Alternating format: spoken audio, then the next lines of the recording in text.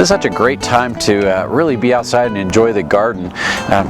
Tons of things coming out of the garden right now. Late summer, early fall is just an amazing time when you're picking cucumbers and squashes and tomatoes and peppers and everything, but it's also time to get your onions harvested and get them ready to store through the winter time. So usually what will happen is the onions, the tops will start to die down about mid-August through the first part of September. You'll see the tops just kind of lay down.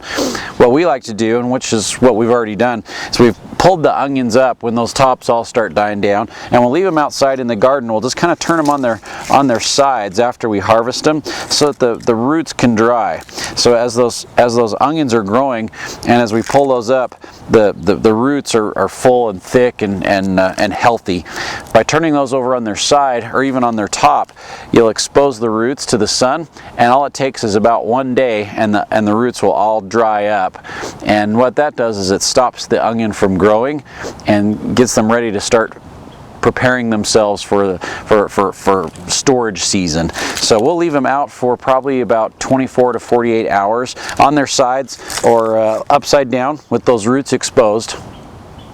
And then at that point we'll gather the onions up, we'll put them in a warm, dry location. So you really want the onions to be in a spot where you've got very little humidity and nice warm temperatures, but a lot of shade. So you don't want the sun hitting them after that first 24 to 48 hour period.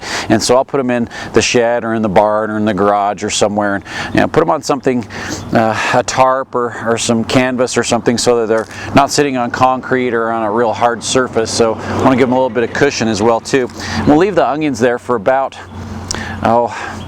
4 to 6 weeks, and during that 4 to 6 week drying period, you'll start to get these hard wrapper skins. These exterior skins will really start to dry and mature. So this is a white onion, so they'll be nice and white all the way around. If it were a yellow or a red onion, they'd turn a bright red, or not a bright red, but a real deep burgundy red or that golden yellow color. And we'll let them stay there for the 4 to 6 weeks, and then once that happens, we'll take the tops, we'll trim the tops off, so leave just a little bit of stem left on the top, maybe an inch or so. We'll trim those tops off, and then we'll put them in a mesh onion sack like this. So this is just a mesh bag.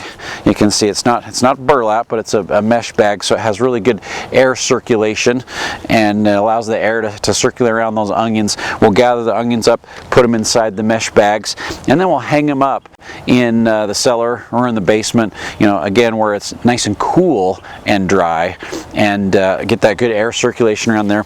And onions that were grown for storage, especially this particular variety is called Dolce Grande. Look at the size of that onion.